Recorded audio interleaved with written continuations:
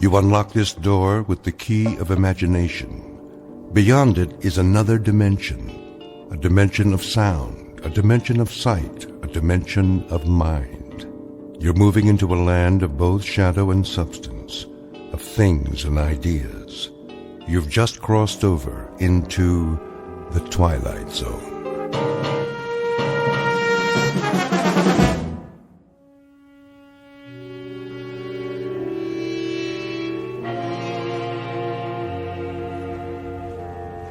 Franklin, come in, please. Roger, dispatch, this is Franklin. There you are, Bobby boy. Hey, Smitty. What's your present location? I'm out on Arrowhead Road. Say again, Franklin, where are you? Old Arrowhead Road, just past the fork. What are you doing there? Following up on those lights. What lights? Last night, the captain told me about it. Thought you were off duty. I am.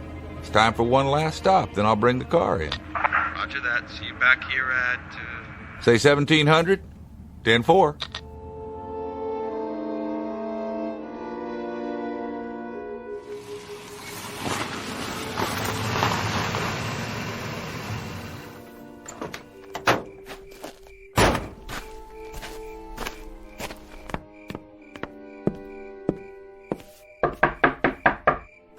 Yes? Miss Scott? That's right. I'm Trooper Franklin, Miss Scott. May I come in? Okay. Nice place you have here. How gracious of you to say so. I see you got a fire going. Smoke from the chimney. I don't have much choice. You know how cold it gets up here? Matter of fact, I do. I don't know whatever possessed me to take a cabin in the mountains. Excuse me while I put another log on the fire. Yes? Were you in town this morning? Guilty as charged. It's an unhappy pilgrimage I'm forced to make once a week. Unfortunately, no one will deliver my supplies, so I have to go down and get them. Set for a few more days. Was there something else, Trooper Franklin? Mr. Barth, the general store said something about... Did I forget to pay him? No, nothing like that. Well, what did he say? Apparently, you told him you saw some lights in the sky. Oh, that. I may have mentioned it. So? Well, I thought I'd stop by, ask you a few questions. That's very intrepid of you, Trooper. Just following up. Actually, I did see something in the sky last night, and I did mention it to that pickle barrel wheeler dealer. But I mentioned it to him because the general run of dialogue down in the village is dull enough to make me want to retire from the human race. Is it? I've had it up to here with stories about rainfall, wind velocity, snow level, and, of course, some very gripping bingo games. So I thought I'd inject something new into the dialogue, which happened to be a very small aside about seeing lights that flashed on and off for about 15 minutes last night. That's all. I can assure you, officer, there is no cause for a general alarm, let alone martial law. At least not so far. What kind of lights were they? Mr. Franklin, if you're looking for a red-hot gun-em-down battle against the forces of evil, you'd better saddle up and head north. Find yourself an abominable snowman or something. There's nothing here for you. You're from New York, aren't you, Miss Scott? The way you say it, it sounds like a misdemeanor. Not at all. I was just interested. We heard tell about your taking a cabin here, living alone. You were some sort of fashion designer, weren't you? I was some sort of fashion designer.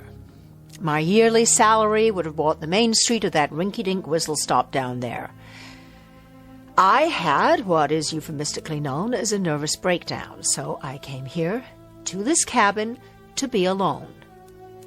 But you can't be alone here. You have to share your private life with some country bumpkins and a bunch of state troopers right out of Gilbert and Sullivan. So, Trooper Franklin, to sum it all up, you won't find anything here. So why don't you just run along? I think you're quite right, Miss Scott. I don't think there's much out here for me, or for that matter, for anyone else. And what's that supposed to mean? That's supposed to mean that in your book, anyone who doesn't buy their clothes on Fifth Avenue is a bumpkin. And I guess everybody who doesn't broaden their A's is provincial. And culture is something that can only be inherited by insufferable snobs, of which you, Miss Scott, are a charter member. What was that? Stay away from the window. The light outside is so bright, I can't see anything. I said stay back. What? What was it? Get in the house and bolt the door. Just do it. My pleasure.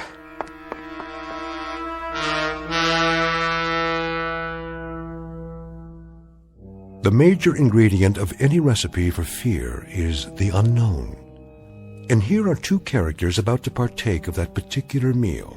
Miss Charlotte Scott, a fashion editor recovering from a nervous breakdown, and Mr. Robert Franklin, a state trooper, a gentleman of average imagination who up to now has dealt only in unimaginative realities. And the third member of the dinner party? The unknown that has just landed a few hundred yards away. This person, or thing, is soon to be introduced. For this may be a mountain cabin near Lake Arrowhead, California, but it is also a clearing in that shadowy realm known as the Twilight Zone.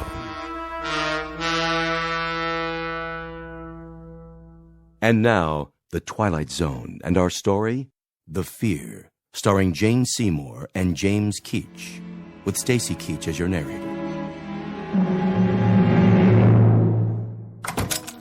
Sorry, but until we know what's out there, I understand.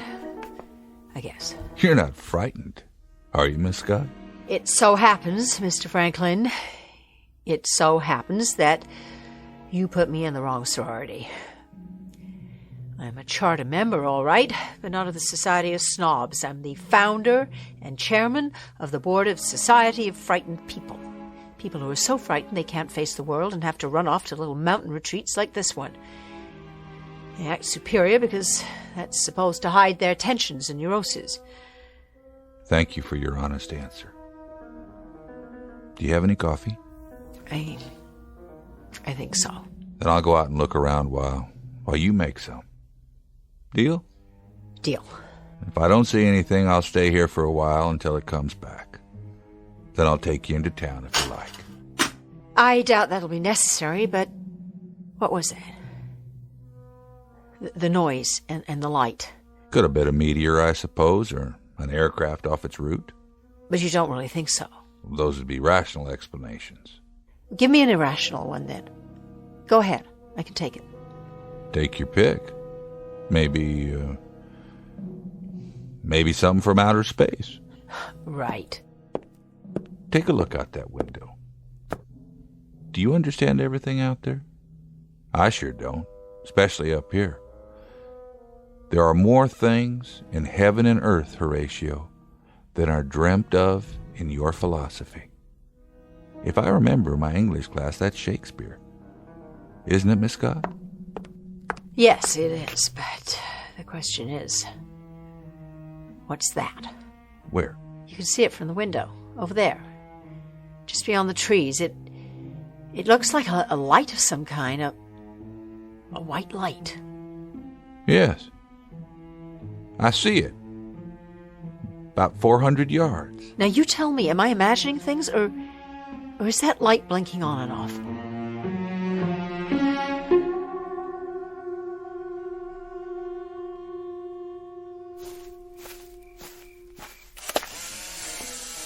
Mr. Franklin?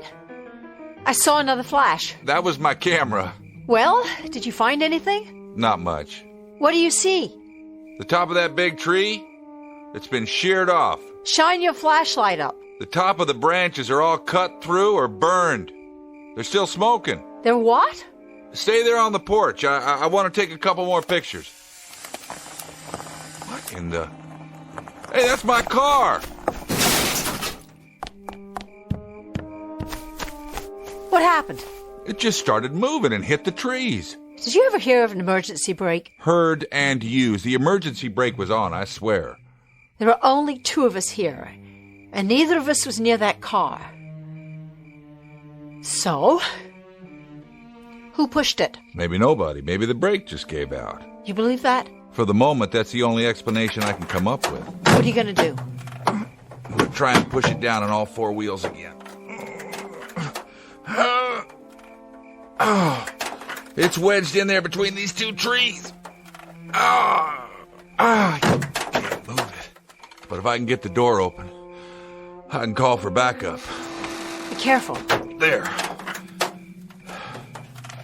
Radio should be okay. Come on. Does it work? Dead. No power at all. You have a phone inside? Thank God, that's one sacrifice to privacy I didn't make. I've got a telephone and a pot of coffee. And at this moment, both are luxury items in my book. Sounds good to me. You didn't find anything, did you? I mean, the cause for that sound and the light? There was a light. It sure was. I saw it too.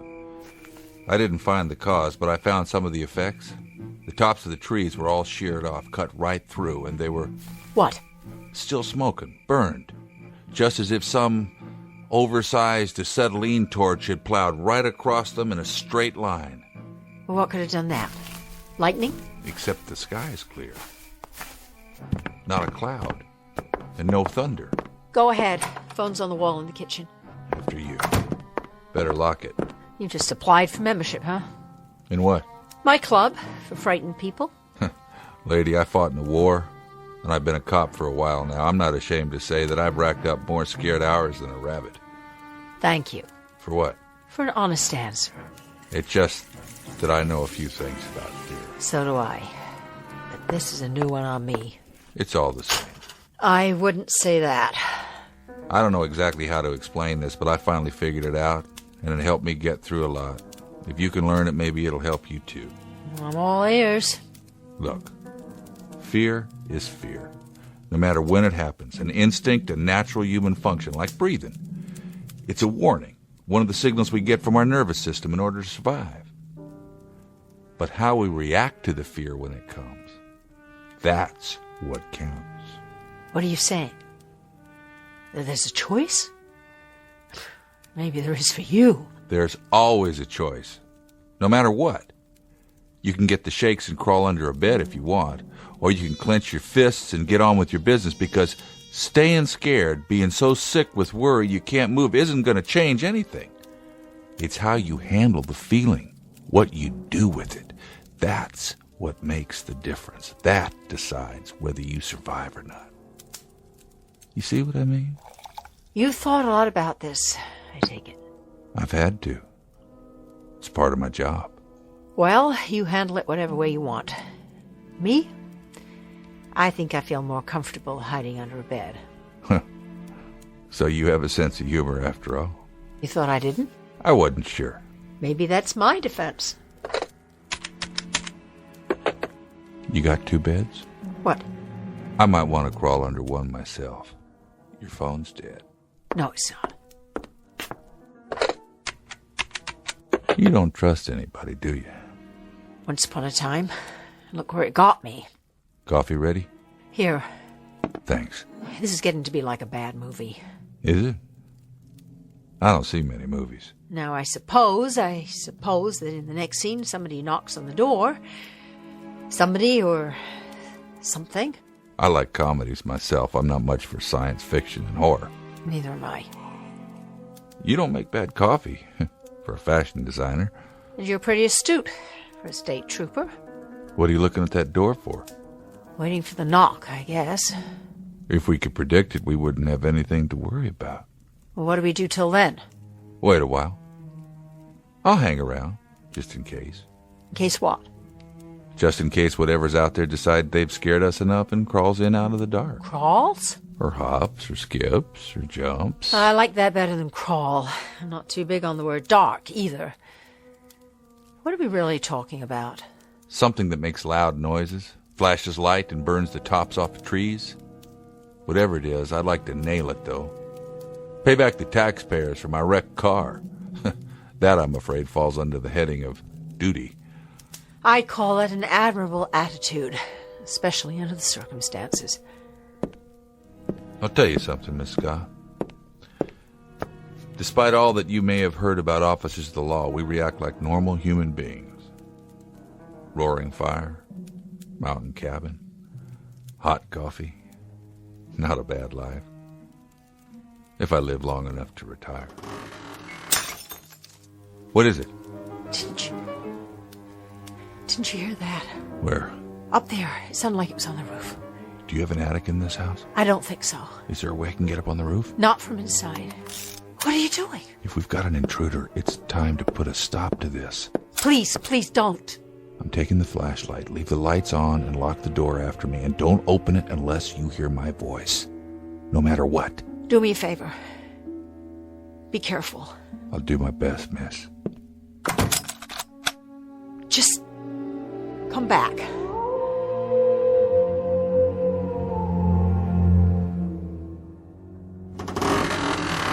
Oh my God!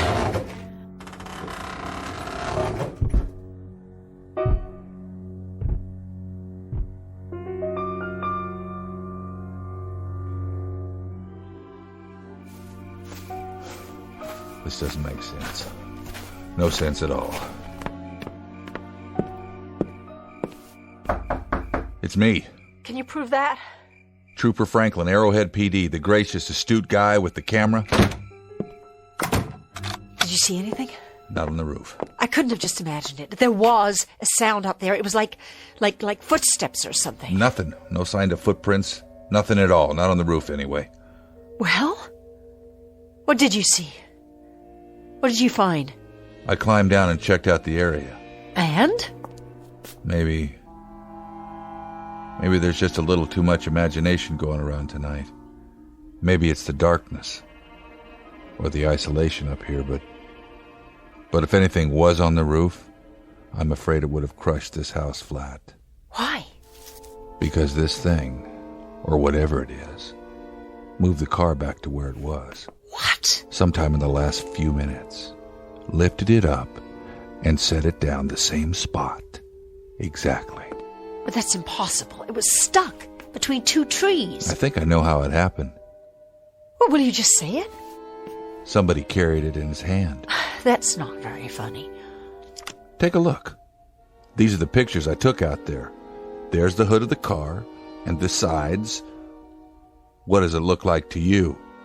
What does what look like? There's the driver's door and the top. 3 different angles. You can see it in the flash. It stands out. Oh, I do see something, some kind of design. What? Take a good look. Swirls? Circles? I've seen a lot of them, just never this big. What is it? A fingerprint. Oh, you're joking. One big fingerprint about 2 feet wide. The car was lifted up and carried in somebody's hand. If you're trying to scare me, you've made your point. You can stop now. And if it is a fingerprint, then we shouldn't have any trouble finding our invader because he must stand better than 100 feet tall.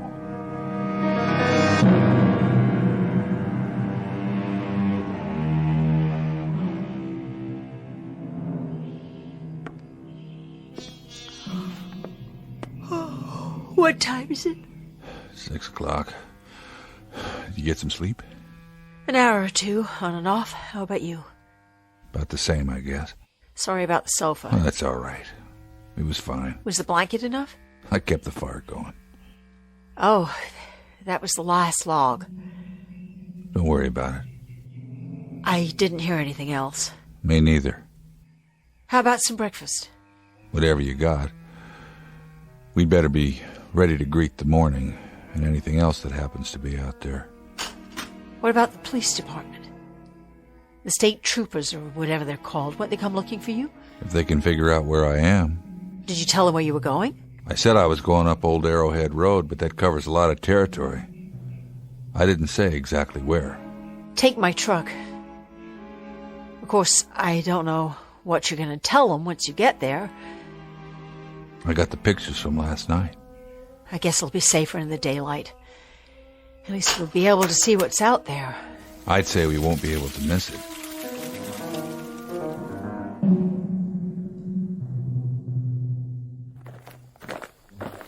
There's the car, Just where you parked it the first time. with the dent still in it. I guess they don't do body work. Oh my God. It really is a fingerprint. That or a practical joke. You got any friends out here who'd go this far? Little bent, maybe. If I did, they'd have been committed by now. Where's your truck? Behind the house, I'll get it. Keep your eyes open. Oh, I will. I'd better check out the radio one more time. Just don't go anywhere, all right? Bring it around. Still dead. Miss Scott? Oh, dear Lord. What? What happened? Come and see. Is the truck gone? No, it's there, but just come. It's you've got to see this. There. Now you tell me something, will you, trooper? What's that? The sinkhole? Will you look? It's more like a crater, actually. All the way from the back of the house to the trees? It wasn't there before? No. To tell you the truth, it looks like Go ahead, say it. a footprint. Right, a footprint that's 20 feet long. That's what it is, all right. A footprint. But this part is only the toe. What? The whole thing is more like 50 feet across. Let's get out of here. I gotta make a record of the evidence. Are you crazy? Run. Run where? The village, down the road. Who cares? Someplace, any place, as long as it's away from here. Use your head. It's 30 miles to the village, and no matter what direction we go, something that tall could just block the way or reach down and crush us. Besides, whatever it is, it's as big as the mountain. Then what can we do? Try and fix the car radio so we can phone for help. And then pray that whoever's walking around out there has a name like Gulliver. Just an overgrown, nice guy who doesn't mean any harm. You do anything you want, but I'm not staying here. I'm getting right out now, and I'm not coming back, and I don't care if I ever see this place again. Miss Scott? Miss Scott! Stop, please! Where are you? Down here! Don't try to get up. Don't try. Did you break anything? Shh! What? Stay down. It'll see you. What will? That thing. There's no... It was there. I looked through the top of the trees. It was in the tree? It was behind the tree, standing above the branches. Where? Where? I don't see. It's gone now, but it was there. Its legs. It started walking this way. Its legs were standing right in front of me. Come on. We're going back. No way. There's nowhere else to go. I can't. Do you break anything? I don't think so. Then hold on to me. I'll help you. We have to hide. There's no place left to hide. Down there in the gully, under a tree, under the leaves, all right? Anywhere, just don't let it see us. We're not going to hide. We have to. We can't. You didn't see it. I thought you was from New York. What's that got to do with anything? New Yorkers are supposed to be tough, aren't they? Oh, so this is a macho thing. I'm talking about survival. So am I. Well, if you're a precious male eagle... Listen to me. You don't survive by running scared. Nobody does. Do that and they're controlling you like a rat in a maze. The only chance is to take control of yourself. And how do you do that? Make a plan and carry it out no matter what. Do you hear what I'm saying? No matter what. Otherwise you're done for. You may as well dig a grave right here and climb in because that's where you're gonna end up. Now get a grip, New York. Show me something. Show that thing. Or give up right now. You can't have it both ways. So make a choice. One or the other. Do you want to live or do you want to die? All right. I'll try. You were wrong about one thing, Trooper. What's that? I saw it. And it had a big, round head with one eye right in the middle. But what? It's not 100 feet tall. From where I was, I'd say at least 300 feet tall.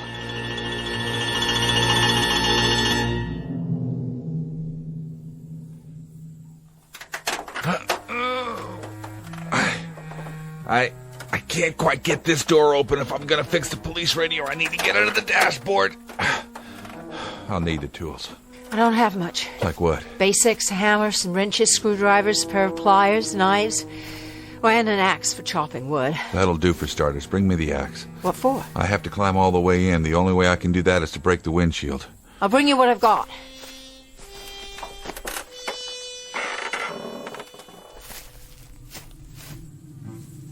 Miss Scott? Charlotte! I brought what you asked for. Come here. Tools look pretty rusty, but the axe is okay. Now. What happened to all the birds? What? The birds. I wake up to songbirds every morning. I hear them all day long out here. I don't even think about it anymore, but now I just notice there are no more birds. What's that sound? I don't know. Oh, God, something's out there. And it's coming this way. Please, no. Get behind the car. What good will that do? Now. It'll see us. I hope it does. That's the Arrowhead police copter. Down here! Hello, we're here. Look down here. It's heading north. They didn't even fly over the cabin. What's wrong with them? They must have come looking for me after all. When I didn't check in. They'll make another pass. When? On the way back. After they get to the top. And what if they don't? Give me the axe. Now the hammer so I can clear out this glass. Let me help you. Use the axe. Clear the hood if you can. So I can climb in. Wait. You've cut yourself. Don't worry about it. Your arm's bleeding. I'll go get a towel or something. Forget it. Put a couple of logs out in the clearing. I don't have any then more use logs. branches, deadwood, anything. Pile some leaves around them and light it. Maybe the copter will see the smoke. You got any matches? In the house. I'll find the wood first.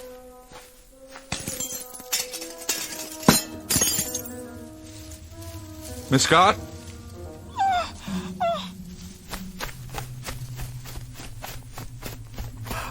Miss Scott! I see it. Tell me what you see. I've never seen anything like it in my life. 2 legs, 1 head, 1 big eye. Why doesn't it see us? Maybe it does, or maybe...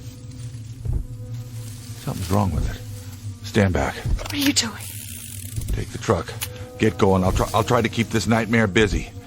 Maybe you can reach the village and get help. If I tell them about this, they'll lock me up. You're going to have to run the risk.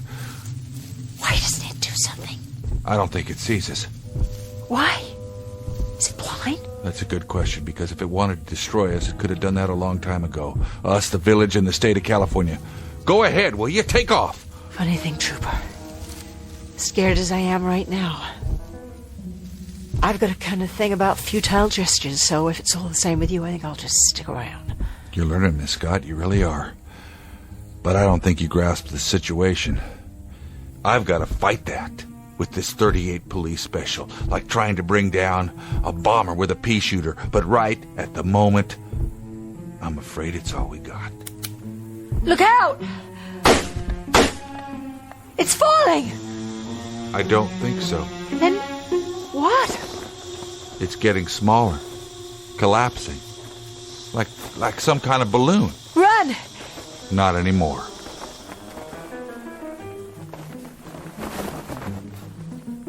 It's all it was. A balloon of some kind. As fantastic and unbelievable as that sounds, that's exactly what it was. The whole thing is made out of plastic. Mylar, I'd say. And a head with a face painted on it. That's all it is. A great big inflatable monster. Like in the Macy's Thanksgiving Day Parade. But who did this? Over there, on the ground. That's what did this. You mean that little toy? It's not a toy. Why, it looks like a model of a spaceship. Right. A flying saucer. A model? Take a look. Take a look, Charlotte, at what caused this whole nightmare. I don't understand. Get down on your knees. You can see it through the windows, the portholes. I don't believe it. There are little people inside. They're just tiny little figures in spacesuits. They look like toys. Not toys. They're real. 6 inches tall. And this is their spaceship. Let them go before they do any more damage. Go now. Do you hear me? Go back to where you came from. There they go. Where do you suppose they're from? I don't know. But you know something? I wish them luck. They were more frightened than we were. Maybe the next place they land, they can be the giants.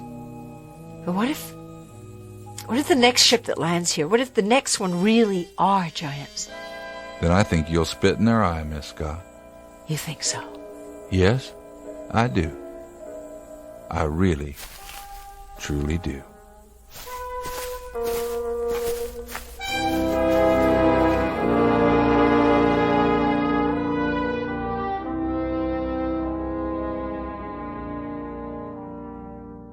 An experiment in fear, conducted by beings bent on exploring a planet called Earth.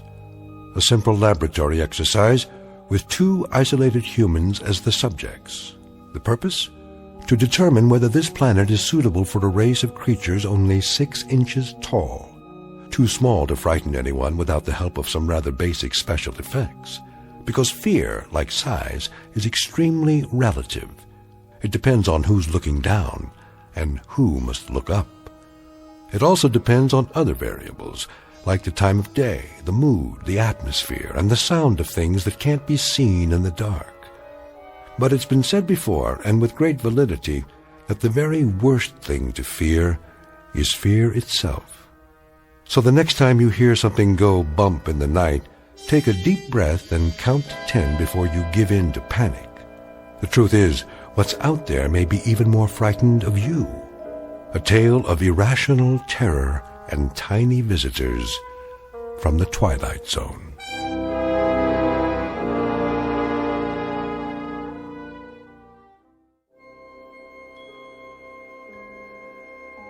Hi, this is Carl Amari, producer of the Twilight Zone radio dramas. I'd like to take a moment to tell you about our official website at twilightzoneradio.com, where you'll get the latest news and information on these Twilight Zone radio dramas. Plus, at twilightzoneradio.com, you can digitally download 3 free episodes or any of our episodes for only $1.95 each. In this age of ever-changing technology, we've decided to make these episodes instantly available to you by making the Twilight Zone radio dramas a digital download-only series. This means that this series will no longer be offered on CD. The CD collections at our website are now being offered while supplies last at buy one, get one free. So be sure to get your favorites before they're sold out. Be sure to visit us often, and I'll see you in the zone.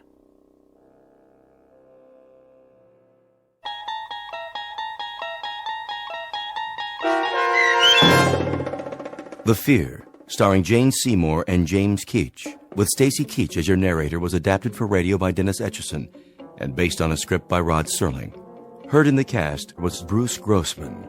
To learn more about the Twilight Zone radio dramas and to obtain audio cassettes and CDs of these programs, visit our website at twilightzoneradio.com. This copyrighted radio series is produced and directed by Carl Amari and Roger Wolski for Falcon Picture Group. Doug James speaking.